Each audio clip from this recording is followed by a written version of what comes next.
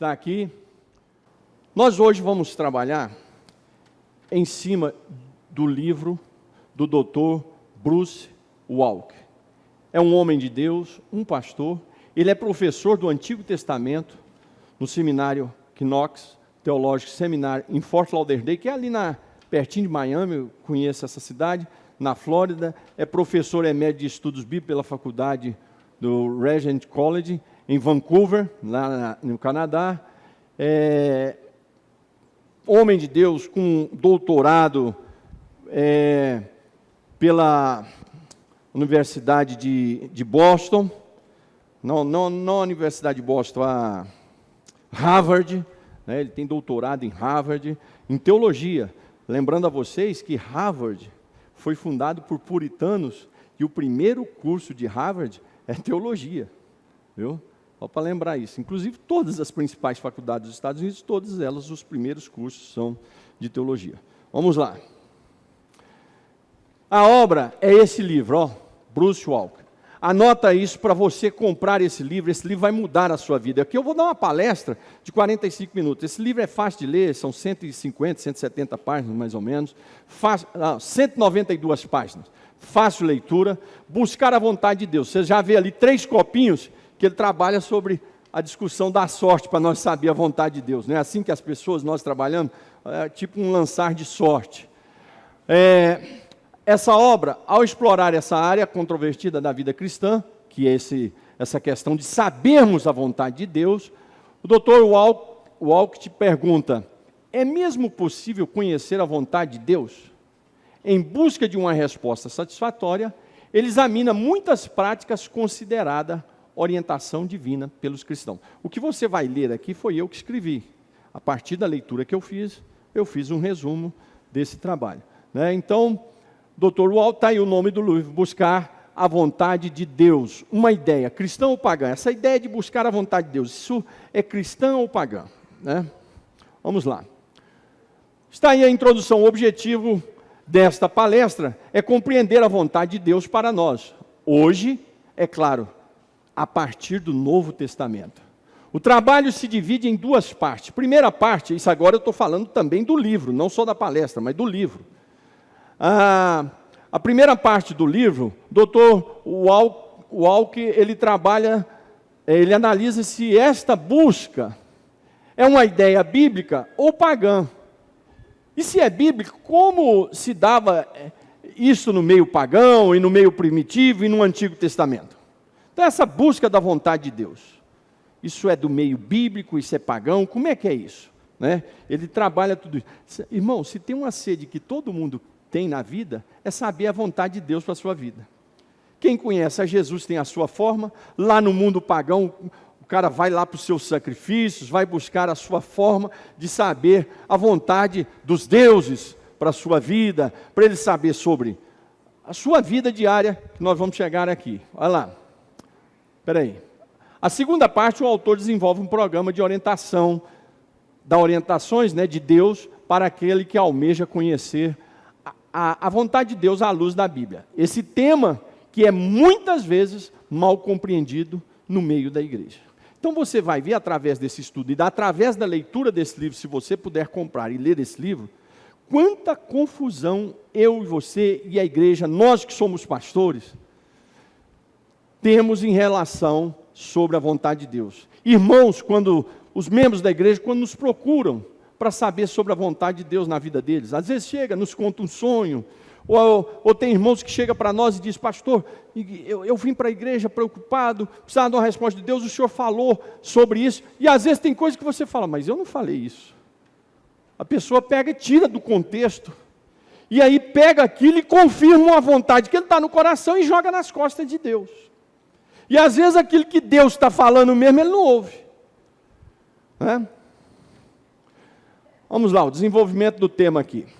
Presta atenção que eu vou ter que... Até eu estou tendo dificuldade de acostumar, porque é uma aula mesmo. A gente é acostumado só pregar, né? Então, as principais teses desenvolvidas na obra. Quais são as teses que esse livro trabalha? As questões diárias que eu e você temos. Quais são as nossas questões diárias? Mudança de emprego, mudança de cidade, eu vou ou não vou, casamento, ministério, fazer um curso, estabelecer projetos. Essas são questões que estão na cabeça de todos nós diariamente, de forma diferente, conforme a idade, conforme o nível social, econômico, educacional, mas todos nós temos questões e que nós precisamos saber qual é a vontade de Deus para mim nessa causa. E o Dr. Walker, ele levanta também na introdução do livro, exatamente questões assim, pessoas que querem saber, poxa vida, fui no culto, o pastor pregou sobre missões e falou da cidade de Moçambique, na África. Aí eu cheguei lá no meu emprego, no dia seguinte, teve um telefonema lá que aconteceu, a empresa nossa, com um problema na África, lá em Moçambique. E aí eu fui pegar um ônibus e a placa do ônibus tinha uma propaganda de Moçambique. Deus está falando para mim largar o meu emprego e ir para Moçambique. É isso mesmo? É isso. E a gente vê muito isso na igreja. As pessoas pegam algumas situações e começam a conciliar aqui e falar, Deus quer isso. Né? Casamento, então, a gente vê cada absurdo. Às vezes pais me procuram, pastor, olha, minha filha, esse rapaz, e aconteceu isso, aquilo outro, e a gente entendeu que era o Espírito Santo confirmando a união dos dois. E aí você fica sem resposta, porque eles já decidiram. E você vê que não tem nada de Deus naquilo. Mas já decidiram. Então eles não estão mais pedindo conselho para você. Eles estão só te comunicando uma decisão que foi tomada. Né? Então eu como pastor, você como pastor, nós temos essas questões diárias também. Qual é a vontade de Deus para o meu ministério? Eu avanço, eu faço esse projeto? Qual é a vontade de Deus para os meus filhos? Como é que eu vou agir? São perguntas que estão constantemente no nosso coração. Então, as principais teses, a primeira é essa. Vamos lá. Cadê? Será que... passou demais. Aqui. Analisemos aqui como é que os pagãos, quais eram os costumes dos pagãos nas civilizações antigas, que atravessa até os dias de hoje. Muitos desses costumes das civilizações antigas atravessam até os dias de hoje. Então, todas essas questões atingiam também essas que eu levantei ali, das questões diárias, atingia lá há 5.000 anos atrás, há 4.000 anos atrás, como hoje também, porque todos eram seres humanos como nós. E todos também têm a necessidade de Deus. O ser humano quer saber o seu futuro. Por que as pessoas vão num lugar para saber o seu futuro? Lê a minha mão aqui, para mim saber se vai ser o meu futuro. O cristão, ele já tem o seu futuro definido na palavra de Deus. Mas a gente não se acomoda com isso. Então, qual era a cultura do paganismo, ali das civilizações antigas chamadas pagãs? Lançar sorte. A gente vê um exemplo disso, Jonas. Quando o barco está ali para se afundar, aqueles grupos, aqueles homens que eram pagãos, cada um servindo e fazendo o seu sacrifício a Deus, e lançaram sorte para descobrir quem era o culpado daquela desgraça toda que estava acontecendo. A sorte caiu em cima de quem? De Jonas. Né? E aí caiu Jonas, Jonas confessou o seu pecado e ele mesmo pediu para ser jogado na água. Era um costume pagão. Aquele fato ali não é um costume do povo de Deus, era um costume do pagão. Né? Outro sinal, outro costume, buscar por sinais. Tinha o chamado estudo do fígado, porque na antiguidade pensava-se que o raciocínio, o pensamento, o sentimento estava no fígado. Então buscava no fígado de animais a resposta para a sua vida. Por que a Bíblia diz assim? E sentiu aflição nas suas entranhas. A Bíblia diz, e Jesus foi comovido nas suas entranhas.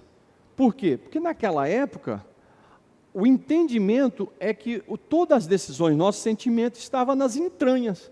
Por quê? Se você for no original mesmo do grego, a palavra está relacionada a tripas. Por quê? Porque quando a gente se emociona, aonde mexe em primeiro lugar? Então eles entendiam isso, né? Uso de varas e flechas, para saber, lá no livro de Ezequiel aborda sobre isso. Eu vou até pedir aqui o pastor João para ler o texto. Ezequiel 21, 21. Porque o rei da Babilônia irá parar na bifurcação, na entrada dos 2 caminhos, para fazer adivinhações. Sacudirá as flechas, consultará os ídolos do lar, examinará o fígado de um animal. Olha só que coisa interessante. Ezequiel está declarando aí sobre o rei, um rei pagão. Não está falando, né? Falando de um rei pagão que não servia a Deus, usando consultas de espírito, usando varas e flechas, astrologia, lá em, se eu não me engano ali, acho que é Josué 47, 13, né? A consulta de estrelas, né? Ou é Josué ou é Juízes, e consulta de estrelas para ver o que as estrelas dizem, o que os astros dizem para nós. São consultas que ainda tem até hoje, né? Então os pagãos buscavam na astrologia, nas estrelas, nos astros, a resposta para a sua vida. Ler a sorte, né? Ler a sorte, que ainda acontece até hoje. Ler a sorte da pessoa. Chega aqui, deixa eu ler a sua sorte. Então lê aí, deixa eu ver o que vai acontecer no meu futuro. Com quem que eu vou casar? Será que eu vou ficar rico ou não? Jogo ali na... Antigamente era loteria, hoje os irmãos aí que costumam jogar, qual é o nome? Pastor, é Isaías 47, 13. Tá, foi J ali. Diz assim, ó, você está cansada de tanto ouvir conselhos? Que se levantem agora os que dissecam os céus e fitam os astros, os que em cada lua nova predizem o que há de vir sobre você, que eles a ajudem. Então, Isaías está falando daqueles que buscavam na astrologia, ali não é JS, é IS, é porque eu escrevo em grego, e aí o João, para interpretar isso, irmão, tem que ter revelação, né?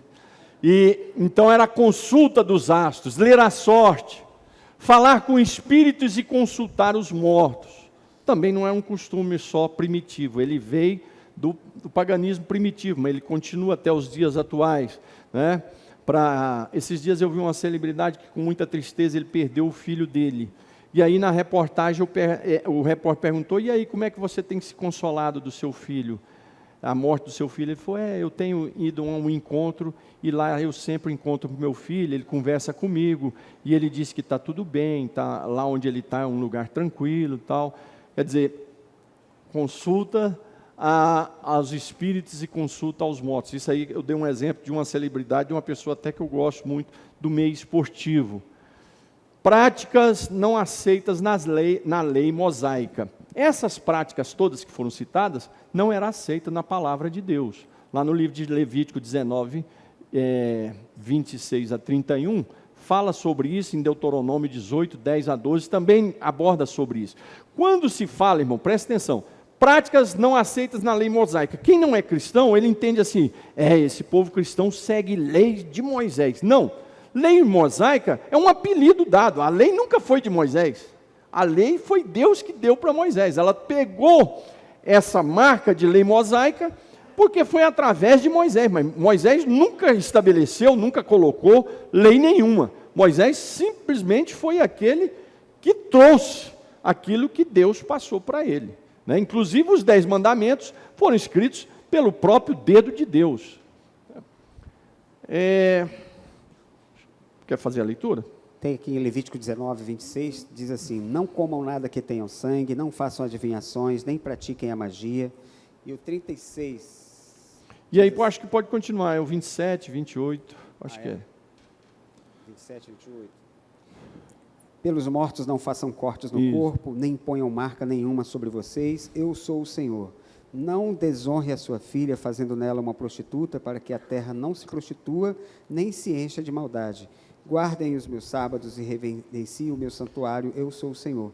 Não voltem para os necromantes, nem para os adivinhos, não os procurem, pois vocês serão contaminados por eles. Eu sou o Senhor, o Deus de vocês. Então já era uma recomendação divina de Deus lá no Antigo Testamento. Ali é uma fotografia de um momento de adoração, de sacrifício, né? Vamos lá. No Antigo Testamento, agora nós analisamos aí sobre a prática do mundo pagão. Mas e no Antigo Testamento? Como é que se trabalhava saber a vontade de Deus? Quando eu mostrei essa cultura do mundo pagão, é dentro do que o pagão buscava, dentro das suas religiões, saber a vontade dos deuses para a sua vida, em todas as áreas da sua vida. Ele ia consultar para ver se casava, para ver o seu comércio, se mudava. Então, e agora no Antigo Testamento? No Antigo Testamento, Deus organiza um povo para revelar os seus oráculos. Os oráculos, digamos que seja conhecer a mente de Deus. O Dr. Waltz, ele diz o seguinte: conhecer a mente de Deus, saber a vontade de Deus é como que saber conhecer a mente de Deus. É como um casal, a mulher ou o marido fala, não, a convivência dos dois, quando eles olham para um ou olham para o outro, já sabe o que está na mente daquela pessoa, né? Por causa da convivência. E por que acontece isso? Pelos anos de comunhão, de dormirem junto, de levantarem junto, de trabalharem junto, de sofrerem junto, de terem alegria junto. Um passa a conhecer a mente do outro. É isso que o Dr. Waltz está chamando. Quando nós convivemos com Deus, nós passamos a conhecer a mente de Deus. Então Deus no Antigo Testamento, Ele reuniu um povo para revelar os seus oráculos, a sua lei, o seu querer, para revelar a mente dele ao coração do povo. E então, usava-se o Urim e Tumim. Esse eu nem vou ler porque vocês já conhecem. Êxodo 28:30. Eram duas peças que eram usadas pelo sacerdote e consultava-se o Urim e Tumim. Nenhum dicionário bíblico sabe exatamente, direitinho o que era o Urim e Tumim. Consta que eram pedras. Se uma brilhava quando era a resposta de Deus, se escurecia. Como é que era isso? Qual das pedras? Não tem uma definição diferente, mas usava-se esse objeto, o Urim e o Tumim, para saber a vontade de Deus para o povo de Deus. Mas isso foi o próprio Deus que estabeleceu. Mas veja bem, a revelação de Deus, é importante o cristão saber isso. A revelação de Deus, ela é progressiva. O que é isso? É como que subir uma escada. Ela vai indo de degrau a degrau. Ela começa, a revelação de Deus, começa lá em Gênesis, e a humanidade, vagarosamente, Deus vai revelando. Tanto é que Ele vai revelando os seus nomes, para cada um dos seus homens de Deus, Ele vai revelando o seu nome para o crescimento do povo, até chegar em Jesus Cristo. Aí chegou o auge da revelação, porque todas essas revelações que começam lá no Gênesis, a partir de Gênesis, capítulo 3, versículo 15, né? Quando Deus diz, olha, vai nascer aí da tua semente, vai vir alguém, e a serpente vai mordê-la no calcanhar, mas ela vai esmagar a cabeça da serpente. Ali já começa a revelação de Deus para a nossa salvação. E vem vindo através dos profetas. Para Abraão, Deus revela um nome. Para Moisés, Deus revela o eu sou. E vem vindo nas gerações. Davi já tem uma outra forma de relacionar com Deus, diferente de todos os outros, até chegar à revelação que Deus queria, porque cada revelação dessa no Antigo Testamento era mostrando a Jesus. Por isso nós não podemos desprezar o Antigo Testamento. Tem gente que fala, não, preste atenção só no Novo Testamento, porque o Antigo Testamento é só a historinha que passou. Não, senhor, Jesus Cristo está em todas as páginas da Bíblia, desde o primeiro capítulo de Gênesis, porque lá no livro de João diz que Ele é o verbo, e por esse verbo, por essa palavra foi feito o mundo. Então, desde o primeiro capítulo de Gênesis, Jesus está em todas as partes. Por isso que é importante nós estudarmos o Antigo Testamento, porque Jesus está em todas as páginas da palavra de Deus, né? Então, lançar sorte, tinha também uma forma de lançar sorte. Por exemplo, lá em Josué, para lançar sorte das terras, para ver de quem, as terras da terra da promessa, aonde as tribos vai ser distribuída. Tinha uma forma de lançar sorte, a gente não sabe o detalhe, mas tinha uma forma de lançar sorte. Porém, essa forma de lançar sorte, ela encerra no Novo Testamento, no livro de Atos, no capítulo 1, quando eles sentam, oram e lançam a sorte para descobrir quem é que vai substituir Judas Iscariotes. E aí sai para Matias. Ali é a última vez que fala na Bíblia sobre lançar sorte e encerrou. Por quê? Porque entraria o Pentecoste, aí é outra forma de conversar com Deus, de saber a vontade de Deus. Nós vamos chegar lá. Também tinha os sonhos. Deus falava por sonhos, mas Deus fala por sonhos até hoje. Nós vamos falar sobre isso.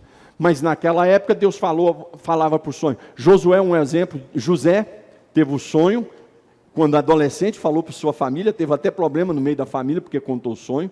Deus revelou a Faraó, que nem cristão é, mas Deus deu uma revelação para Faraó. Por quê? Porque Deus tinha uma providência, tanto para o mundo, como para o seu povo, que era o povo de Jacó. Para Nabucodonosor, um homem ímpio, Deus deu uma revelação, ele revelou toda a história da humanidade até o final. Deus deu a um homem ímpio a revelação, a visão da estátua. Ali começa do império do Nabucodonosor na sua cabeça, até a pedra que esmaga os pés do último império, e essa pedra toma conta do mundo. Essa pedra é Cristo, né? O próprio Daniel fala sobre isso. Então, Deus deu uma revelação a um ímpio de toda a história da humanidade. Deus deu um sonho a Salomão, falou com sonhos. Sinais miraculosos, por exemplo, sarça em chamas, lá em Êxodo. Então, Deus revelava a sua vontade através de sonhos, através de situações de milagres, como sarça ardendo e uma sarça cheia de fogo falando. Era uma das formas de Deus se revelar no Antigo Testamento. Por aparições, né? Os anjos vinham muito na casa de Abraão, falava com Abraão, revelou sobre a sua semente, de ti virá, através de ti todas as famílias da terra serão abençoadas. Por quê? Estava sendo profetizado ali que através da família de Abraão viria o Messias, viria Jesus, que todas as famílias da terra seriam abençoadas. Esses sinais miraculosos Deus usava ali, por aparições, né, como eu já disse, falando a Abraão. Abraão, eu até brinco, a Maria Cláudia quando faz um jantar, lá faz carneiro lá em casa, a gente comendo lá, eu falo para meus filhos, é por isso que os anjos baixavam direto na casa de Abraão, porque quando chegava lá tinha um carneirinho desse assado, porque ou carne gostosa para quem gosta, né? Moisés, né? Deus falava com Moisés através da sarça, com Balaão, outro profeta ímpio, mas Deus falava com ele. Manoá, Deus falou com ele, o anjo do Senhor apareceu e ele perguntou o nome. Qual é o teu nome para nós podermos te adorar? Ele disse, para que pergunta o nome se você está vendo que é maravilhoso? Então, o nome dele é o quê? Maravilhoso. Por isso que depois o profeta diz e vem dizendo, e o seu nome será maravilhoso. Né? Deus forte, aí vai. A Davi e aos profetas em Israel. Então, formas que Deus falava no Antigo Testamento, de formas também extraordinárias. E hoje, começamos a terminar aqui. E hoje, como é que se conhece a vontade de Deus ou a mente de Deus? Como é que hoje nós conhecemos? Será que nós vamos recorrer aos meios do paganismo, da cultura pagã lá da era primitiva, que ainda está em muitos lugares no auge até hoje? Será que nós temos que recorrer ainda aos sistemas do Antigo Testamento? Eu vou lançar sorte para saber aqui se eu caso ou não com essa moça, se eu saio ou não desse emprego, se eu vou lá falar com o pastor ou não. Vou lançar uma sorte aqui, né? É assim que Deus quer? Será que Deus ainda fala conosco no estilo do Antigo Testamento? Houve, como eu disse, a revelação de Deus progrediu. A revelação de Deus progrediu. A revelação de Deus progride na nossa vida. Ela é crescente. Por exemplo, a forma da sua comunhão e da sua relação com Deus, ela não pode ser a mesma do primeiro mês que você aceitou Jesus. Porque se for a mesma, está ruim. Quantas vezes eu já encontrei pessoas que dizem, pastor, eu tenho saudade dos meus primeiros passos como cristão, porque eu perdi o primeiro amor. Ora, o que é isso? Eu não posso chegar aqui hoje, com 55 anos, e dizer, poxa, que saudade da minha época de vida cristã, dos 17, 18 anos. Que é isso, velho? Assim como daqui a 10 anos, eu tenho que ter progredido nessa comunhão e na relação com Deus. E Deus reservou isso para todos os cristãos, não é para pastor presidente não é para professores, mas é para todos os cristãos. A revelação de Deus, ela é progressiva. Então, o autor, veja bem, deixa eu falar uma palavra aqui. O autor, no seu próprio livro, ele não despreza em momento algum. Esse livro, ele acende a chama. Eu queria ter lido esse livro com 20 anos de idade, porque eu já teria lido ele umas 5, 6 vezes. Esse livro teria definido muitas coisas na minha vida. Porque, mas ela é melhor do que a Bíblia? Não, é porque ele esclarece a Bíblia de forma que a gente não conhece. E é de forma simples, não tem nada extraordinário. Porque as coisas de Deus não trabalham com coisa extraordinária. As coisas de Deus, ela confunde exatamente por causa disso, porque ela é simples. E a gente nunca quer as coisas simples, a gente só quer o extraordinário. Deus só fala comigo se for de forma extraordinária. Se não for extraordinário, Deus não falou comigo. Né? Tem que vir os anjos com espadas de fogo, ter revelações, carruagens de fogo, aí Deus falou comigo. Não. Deus faz a confusão na mente do homem exatamente por isso. Porque Deus trabalha com coisas simples. Vai ali e explica para alguém do mundo, um cientista, um ateu, que eu era um mundano, aceitei Jesus, e hoje eu saio daqui e vou para o céu e tenho Jesus na minha vida. Ele não vai entender isso nunca, porque isso é muito simples, tinha que ser algo mais extraordinário. Então, ele diz que a gente não pode pôr Deus dentro de uma forma. Isso eu já falei aqui várias vezes. Deus não trabalha dentro de uma forma. Deus, ele não está preso a métodos e formas. A hora que precisa realizar milagre, ele realiza. A hora que ele precisa dar um sonho, ele dá. Na hora que ele precisa usar uma profecia, ele usa. Mas Deus tem um caminho natural e simples para a gente não ficar agoniado e sofrendo. Porque essa questão de sabermos a vontade de Deus traz ansiedade, traz angústia. Às vezes traz até um desânimo na fé para alguns. Eu quero a resposta de Deus e Deus não me dá a resposta. Então a orientação dele, você vai ficar desentendido. Poxa, mas eu sabia disso. Pois é, nós sabemos, só que ninguém faz. Nós sabemos, mas ninguém faz. Né? Como é que a gente sabe? O primeiro passo é ler a Bíblia. Como é que você vai saber a vontade do seu pai se você nunca conversa com ele? Como é que você vai saber a vontade da sua esposa se você nunca dialoga com ela? Como é que você vai saber a vontade do seu filho? Eu não sabia que meu filho pensava. Claro, você nunca sentou para dialogar com ele. Como é que eu não sabia que meu pai pensava assim. Mas você senta para dialogar com seu pai? Você tem um momento de diálogo com seu pai?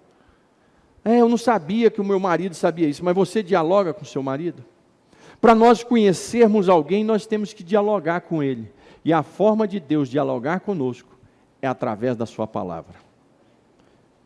É através da Bíblia Sagrada, a sua palavra. É na Bíblia que nós dialogamos com Deus. Deus fala conosco através da sua palavra. Nós estamos meditando na Bíblia e Deus está ali falando. Está ali falando. Charles Spurgeon, ele dá um segredo para os pregadores. Um dos seus alunos perguntou para ele, Pastor Charles, como é que eu faço para mim ter muitas pregações? Ele falou, leia muitas vezes a Bíblia. Quanto mais você lê a Bíblia, mais Deus vai falar com você. Quanto mais você lê a Bíblia, mais pregações você vai ter. Agora, é claro, você não pode ler a Bíblia para pregar só. Tem a hora de você ler a Bíblia para preparar um sermão, mas você tem que ler a Bíblia diário. Por exemplo, eu leio a Bíblia diariamente, 7 capítulos. Essa não é para pregar sermões. Saem muitos sermões dali, mas o objetivo não é esse. Esse é a minha comunhão com Deus. É o meu momento com Deus, da minha comunhão, desenvolver minha intimidade com Deus, descobrir a vontade de Deus para a minha vida, aperfeiçoar a minha vida cristã, ser crente, ver se eu vou para o céu, porque é ali que vai me corrigir, é ali que vai me exortar. No silêncio ali de Deus, Deus falando com a sua palavra, o nosso coração arde, Ele está dizendo, não é por aí, é por aqui, quebrando o coração aqui. Então, às vezes eu sou duro com alguém, como líder que a gente falha, é duro com alguém. Aí você vai ler a Bíblia, a palavra de Deus, se você não perdoar o seu irmão, sua oração não vai subir. Aí você fala, oh meu Deus, vou ter que ir lá e pedir perdão. Né? Então, leia a Bíblia. Se você não ler a Bíblia, você nunca vai saber a vontade de Deus para a sua vida. Não é tirar a caixinha da sorte, não. Caixinha da promessa. Funciona? Algumas vezes, mas não é isso que Deus quer. Eu acho que a igreja cristã já está num outro momento. Já tivemos o momento da caixinha da promessa. Mas, irmãos, hoje com tantas Bíblias, tantas editoras, Bíblias com comentários variados, temas variados, nós não podemos mais ficar presos à caixinha da promessa. Deus já tem coisas maiores para nós. Quando nós éramos criança, nós bebíamos leite. Depois começamos na papinha. Depois uma comidinha amassada, um arrozinho com feijão amassado e a carninha esfatiada. Hoje você já come aquela carne de picanha com maionese e mais não sei o quê, e obesidade, e vai crescendo, e depois no médico, tomando remedinho para emagrecer, mas hoje você já se alimenta diferente. Então hoje a palavra de Deus está espalhada aí para nós. Se nós largarmos a palavra de Deus para ir para a caixinha da promessa hoje, fica difícil, porque naquela época, a maioria do povo brasileiro era semi-analfabeto.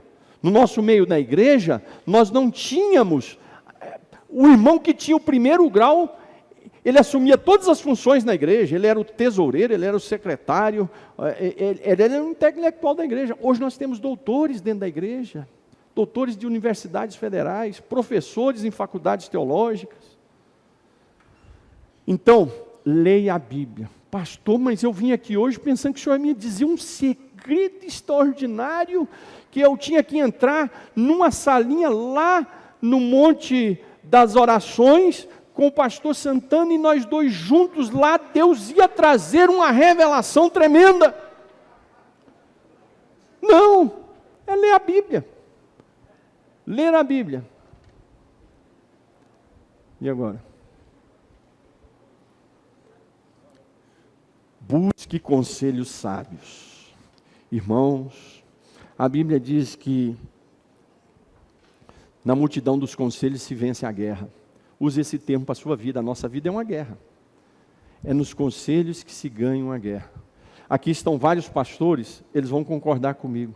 Hoje muitas pessoas não nos procuram para pedir conselhos sobre casamento. Eles nos procuram lá no nosso gabinete pastoral para nos comunicar que vai casar. Eles não vêm perguntar, pastor, eu estou namorando com a moça fulana, o que o senhor acha? O senhor pode fazer uma oração por mim? Tal. Qual é a orientação? Pastor, eu estou namorando com um rapaz X, o que o senhor acha? O senhor pode orar por mim? Não, eles chegam, a gente fica boca aberta, já sabe que não vai dar certo, a gente já sabe que é divórcio daqui 6 meses. Não precisa revelação. A experiência de pai, a experiência como pastores, a gente já sabe. Aí passa 6 meses, divorciou, Satanás derrubou. Não, é porque a casa foi construída sem alicerce. Busque conselhos sábios. Dr. Walker, ele diz o seguinte: Deus levanta homens e mulheres sábios na igreja, exatamente para produzir conselho. Diferente dos fofoqueiros, dos desanimadores, dentro da igreja, que tem também, Deus também, se o diabo coloca fofoqueiras e fofoqueiros, pessoas que desanimam, que só tem palavra de derrota, o Espírito Santo coloca homens e mulheres sábias e sábios, que tem uma palavra de orientação para nós. Irmãos, eu sou pastor, eu ligo para um dos vices sempre, converso, troco uma ideia, eu converso com os pastores, às vezes eu converso até com um dirigente, conforme a questão, eu pergunto questões para jovens que estão à minha volta, o que você acha disso? Mas eu vejo muitos líderes se esborracharem, tomarem decisões erradas, porque não se aconselham com ninguém, tem medo de se aconselhar, acha que estão acima do bem e do mal e não se aconselha. Não, irmão, a Bíblia diz que na multidão de conselhos nós vencemos a guerra, nós vencemos a luta, nós vencemos a batalha buscando conselho. Deus estabelece homens sábios. Quer ver um tipo de pessoa que a igreja despreza, principalmente nós pentecostais? Doutores e mestres na Bíblia, doutores e mestres em teologia. Isso é um homem frio, sem conteúdo, só tem... Não, isso é bíblico, está lá no livro de Efésios. Onde diz que estabeleceu profetas e pastores, também diz estabeleceu mestres e doutores, para ensinar. São homens com conteúdo de sabedoria para ensinar a igreja. Então, aonde eu vou buscar conselho sábio? Nos meus pais. Aonde eu vou buscar conselho sábio? Nos pastores. Aonde eu vou buscar conselhos sábios? Nas irmãs de experiência de vida cristã, tem várias aqui. Aonde eu vou buscar conselhos sábios? Naquelas pessoas que têm conteúdo de formação. Por exemplo, nessa área aqui, o pastor Júlio está me orientando. E se eu não... Não, eu sou pastor presidente, não vou procurar o pastor Júlio. Ué, eu já tinha sido reprovado em várias matérias. Esse projeto aqui está porque o pastor Júlio me sugeriu. E vai ser uma riqueza para mim e para você esse projeto. Busque conselhos sábios. Ligue para alguém que você confia, que tem uma palavra sábia, que tem uma experiência. Você que está iniciando agora no ministério, procure a esposa do pastor. Você que é novo dirigente de congregação. Temos homens aqui. Pastor João Dário, o pastor Messias, que não está aqui, porque desde as 6 horas ele está fazendo reuniões para mim, ainda vai fazer outras hoje.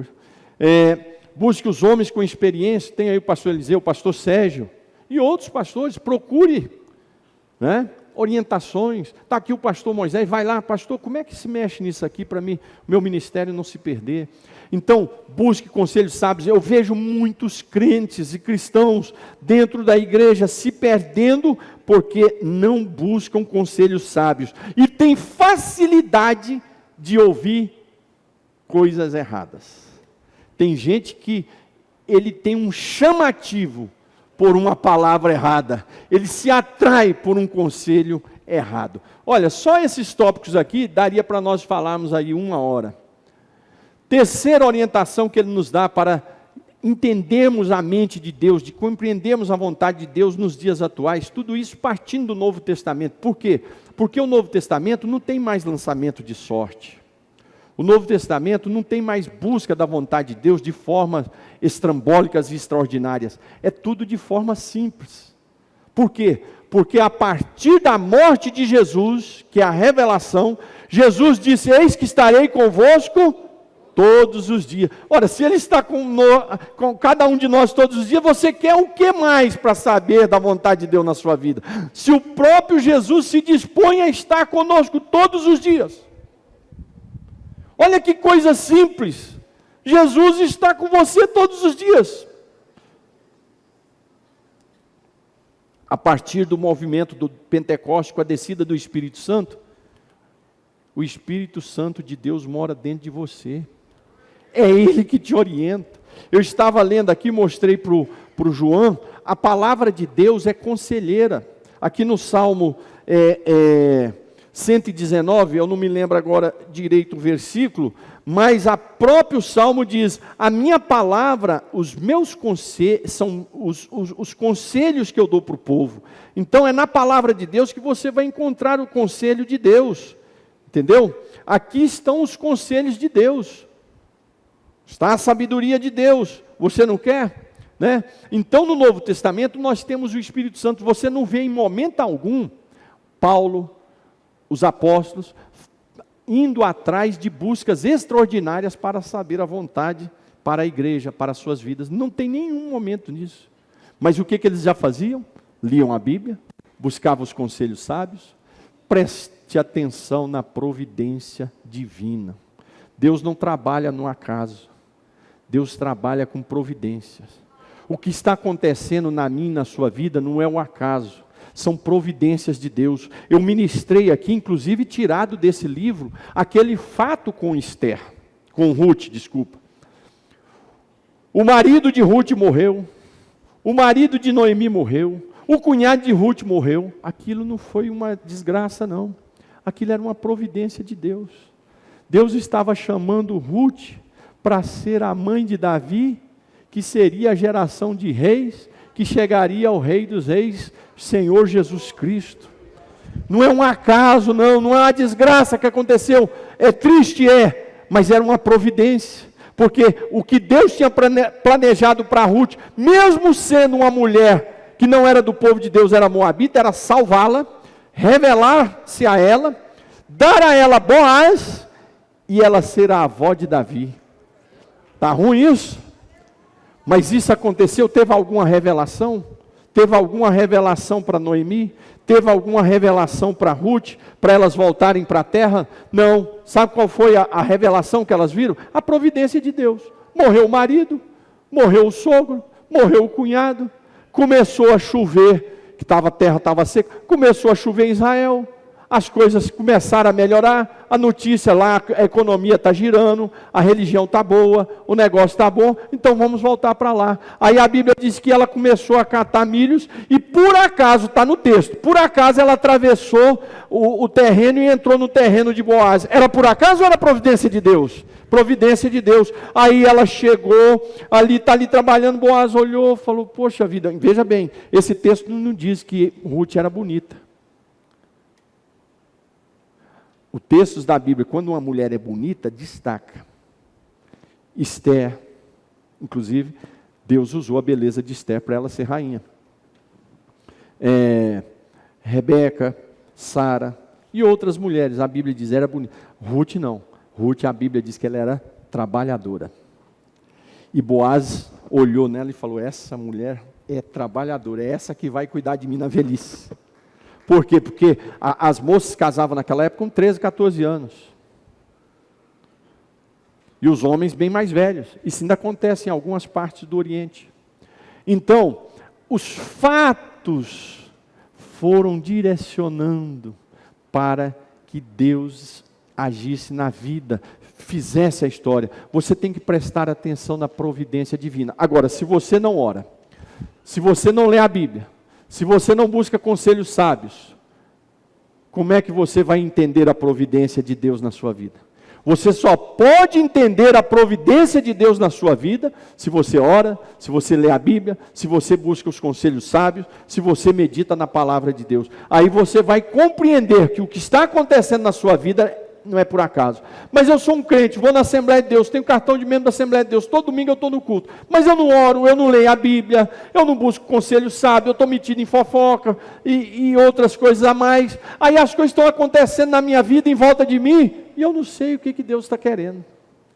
Agora, quem lê a palavra de Deus, quem ora, quem busca os conselhos sábios, os fatos que acontecem à sua volta, ele entende que é uma providência divina. Pastor, Salmo 119, 24. Pois não. É assim, também os teus testemunhos são o meu prazer, são os meus conselheiros. É esse texto que eu estava conversando com o pastor João domingo aqui. Os teus testemunhos, quer dizer, a tua palavra, são os meus conselheiros. Quem são os conselheiros do salmista? Os profetas. Aonde é que eu e você vamos buscar os conselhos de Deus? Nos apóstolos, nos profetas, em Moisés. É aqui na palavra. A palavra de Deus é o nosso conselheiro. Agora, é claro que Deus estabeleceu homens e mulheres com sabedoria para ser conselheiros nossos também. Quantos conselhos? Quando eu era jovem, eu dizia para meu pai que ele não sabia nada. Hoje, com 55 anos, pastor presidente, eu quero tomar algumas decisões, eu vou conversar com ele.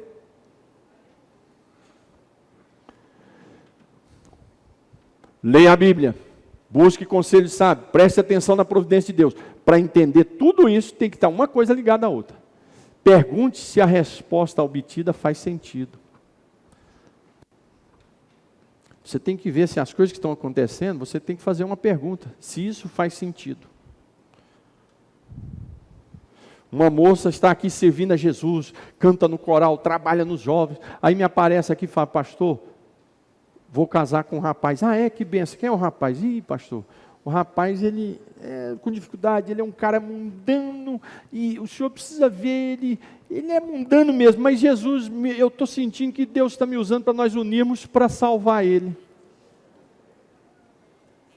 Não. Pergunte se a resposta obtida faz sentido. Pastor, eu estou tomando essa decisão porque Deus falou comigo. Falou mesmo?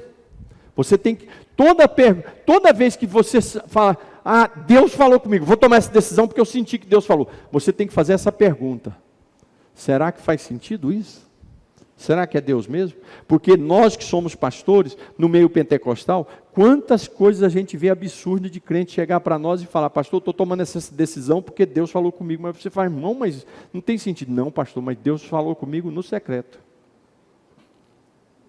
Então, se falou com você no secreto, você vai se explodir no secreto também.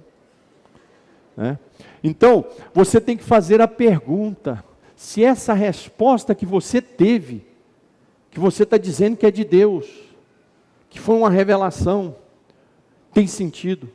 Eu tive um sonho. Aí você pega esse sonho, faz uma misturada tremenda. Você não sabe nem como é que você dormiu, às vezes comeu muito, às vezes está passando uma luta tremenda. Por exemplo, quando eu saio de férias, eu me desconcentro tanto que os meus sonhos é cada doideira tremenda, porque você saiu, a sua mente está noutra área. Aí eu levanto, junto esse sonharado e falo: Deus falou comigo. Pergunte, todas as vezes que você obter uma resposta, pergunta se faz sentido. Se faz sentido, é Deus que está falando com você. Um irmão me procurou e disse: pastor, eu não me lembro qual das igrejas. Pastor, Deus me falou para o senhor me dar esse carro da igreja, porque eu vou usar ele para a glória de Deus. Eu falei: não, tranquilo, você tem que falar para Deus falar comigo, porque eu que sou o proprietário do carro, de certa forma, entre aspas, eu sou o proprietário do carro. Agora, falar para o irmão, eu falei: e Deus está me falando que é para o irmão me dar a casa da igreja de oferta para a igreja. Que isso, pastor? Eu falei: irmão, então nem tem a revelação sobre o carro da igreja e eu não tenho revelação sobre a sua casa. Então você tem que ter decisões de casamento, de troca de emprego, no dia a dia. Pergunte se a resposta que você está achando que é de Deus, se ela tem sentido. Ela bate com a palavra de Deus? Ela bate com o conselho de alguém que é sábio? Ela está dentro da providência de Deus na sua vida?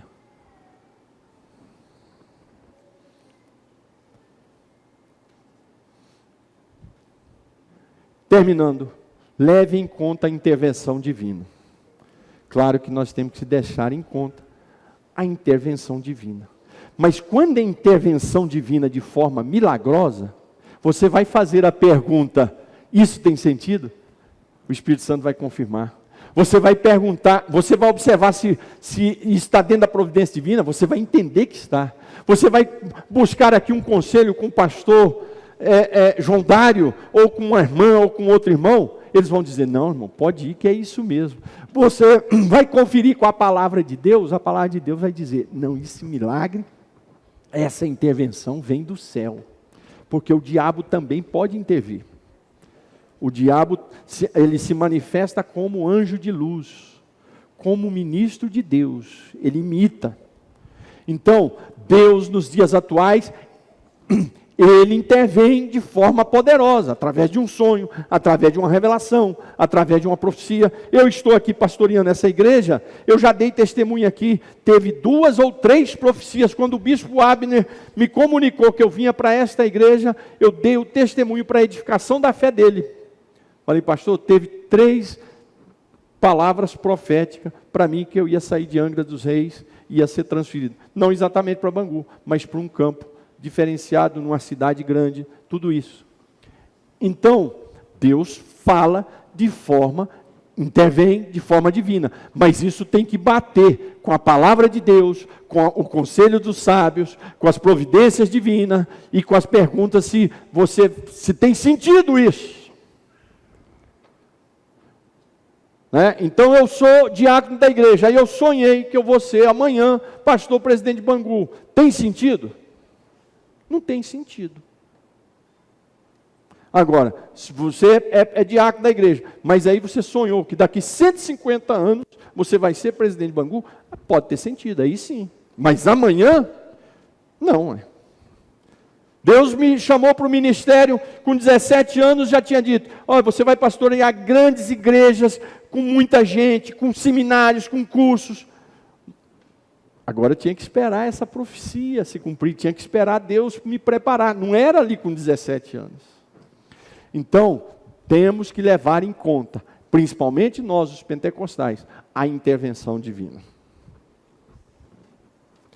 E as considerações finais. A preocupação com o futuro, com tomadas de decisões certas, levam pessoas à ansiedade e à busca de resposta numa religiosidade errada. Deus tem a resposta para nós. Ele tem um programa de orientação, a começar pela sua palavra. Amém? Muito obrigado pela paciência de vocês.